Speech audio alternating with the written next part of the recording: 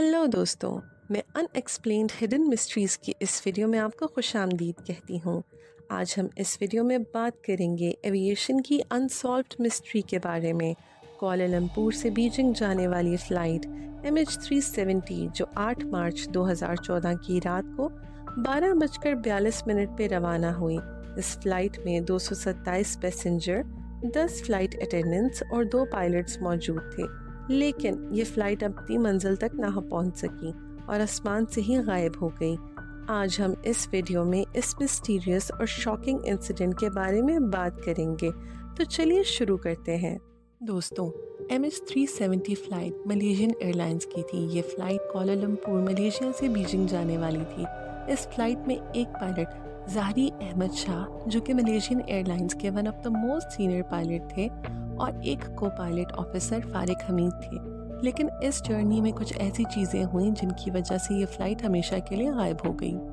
6 minutes के बाद इस फ़्लाइट का कॉन्टैक्ट एयर ट्रैफिक कंट्रोल से टूट गया, जिसकी वजह से जहाज़ का पायलट का एयर कंट्रोल ट्रैफिक से कोई राब्ता ना हो सका और जहाज़ रडार से गायब हो गया।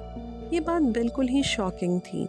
पूरी दुनिया में ये उस वक्त की हाईलाइट न्यूज़ बन गई कि एक जहाज़ को आसमान निगल गया या समंदर खा गया। कोलालमपुर के एयर ट्रैफिक कंट्रोल वाले समझते हैं कि ये जहाज़ वियतनाम के एयर स्पेस में चला गया होगा, इसलिए हमारे रडार की रेंज से बाहर चला गया है, जो कि नॉर्मल बात है। जब वियतनाम के एयर ट्रैफिक कंट्रोल से रब्ता किया गया और उनको सब सिचुएशन बताई, तो उन्होंने जो बताया वो हैरान कर देने वाला था।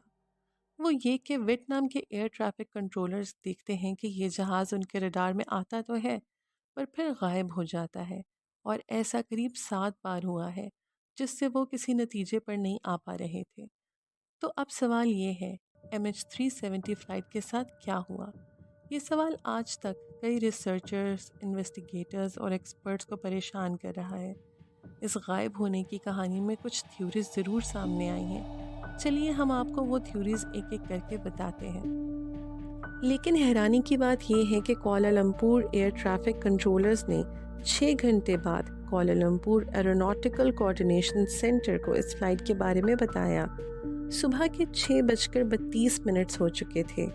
ये वो टाइम था जिस पे फ्लाइट MH370 को बीजिंग में लैंड करना था, लेकिन अनफॉर्चुनेटली उसकी कोई लैंडिंग नहीं होती।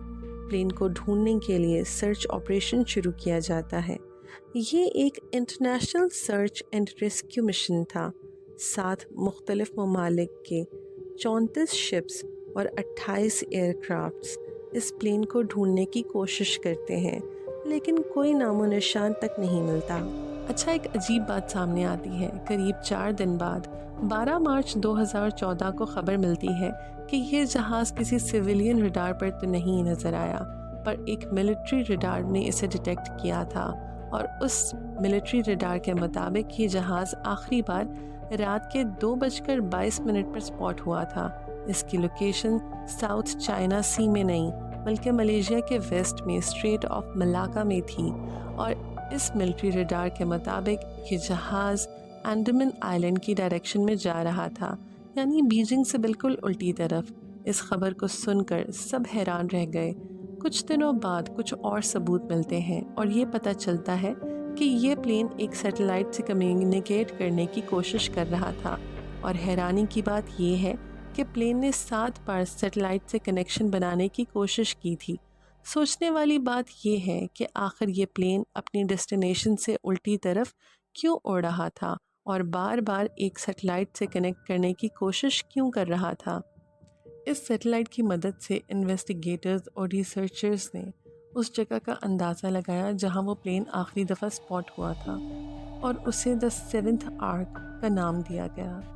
फिर अप्रैल 2014 में ऑस्ट्रेलिया, चाइना और मलेशिया की तरफ से हिस्ट्री का सबसे बड़ा और महंगा deep ocean search operation conduct किया गया। हफ्तों, महीनों, सालों तक ये इस प्लेन की तलाश करते रहे, मगर कुछ ना मिला। फिर तकरीबन 3 साल बाद $160 मिलियन स्पेंड करने के बाद इन्होंने इस ऑपरेशन को बंद कर दिया, और इस प्लेन के बारे में कुछ भी ना मिल सका। लेकिन जुलाई 2015 में इस प्लेन का एक टूटा हुआ हिस्सा ری یونین نیم کے فرینچ آئلینڈ سے ملا۔ یہاں پہ پلین کا فلیپرن پڑا گیا تھا۔ اس کے بعد 2018 میں امریکن کمپنی اوشن انفینٹی نے ملیشین گورنمنٹ کے ساتھ کانٹریکٹ سائن کیا۔ انہوں نے کہا کہ ہم سرچ آپریشن کنڈکٹ کریں گے پلین کے لیے۔ اگر ہمیں پلین نہ ملا تو ہم کوئی فی چارج نہیں کریں گے آپ سے۔ پر انہوں نے بھی کئی مہینوں تک سرچ آپریشن کنڈکٹ کیا، پر انہیں بھی کچھ نہ ملا اور یہ آپریشن بھی فیل ہو گیا۔ اس کے بعد ملیشین پولیس نے ایک انویسٹیگیشن شروع کی۔ اس انویسٹیگیشن میں پولیس نے تمام پیسنجرز، کرو اور پائلٹس کا بیک گراؤنڈ چیک کیے۔ اس کے بعد کچھ تھیوریز نکل کر سامنے آئیں۔ High jacking theory. سب سے پہلی تھیوری ہے ہائی جیکنگ تھیوری۔ اس تھیوری کے مطابق کسی ٹیررسٹ آرگنائزیشن نے پلین کو اپنے کنٹرول میں کیا اور اسے کسی انجان جگہ یا نامعلوم سمندر کے کسی حصے میں کریش کرا دیا۔ انویسٹیگیٹرز نے اس تھیوری پر کچھ سوال اٹھائے کہ اگر ہائی جیکنگ ہوئی تھی تو پھر رینسم کی ڈیمانڈ کیوں نہیں کی گئی، اور کیوں کوئی ہائی جیکر اپنی ڈیمانڈ یا مقصد دنیا کو صاف صاف نہیں بتا رہا تھا۔ Pilot suicide theory. دوسری تھیوری جو سامنے آتی ہے وہ ہے پائلٹ سوسائڈ کی۔ اس تھیوری کے مطابق فلائٹ کے پائلٹ یعنی کیپٹن ظاہری احمد شاہ نے خود کو مارنے کے ارادے سے پلین کو ایئر ٹریفک کنٹرولر سے ڈسکنیکٹ کیا اور پھر پلین کو گھما کر ایک اوشن میں کریش کرا دیا۔ کچھ آرگومنٹس ہیں جو اس تھیوری کے فیور میں جاتے ہیں۔ پہلا یہ کہ پلین کو جس طرح سے 180 ڈگری گھما کر الٹی ڈائریکشن میں اڑایا گیا وہ آٹو پائلٹ نہیں کر سکتا تھا، وہ کسی ایکسپرٹ پائلٹ کا کام تھا۔ دوسری بات جو اس تھیوری کو اور بھی مضبوط بناتی ہے وہ یہ کہ جب پولیس کیپٹن ظاہری احمد شاہ کے گھر گئی تو انہوں نے ان کے کمپیوٹر میں وہی جگہ ہائی لائٹ ہوئی بھی ملی جہاں پلین کا آخری بار سیٹلائٹ سے کنیکشن ہوا تھا۔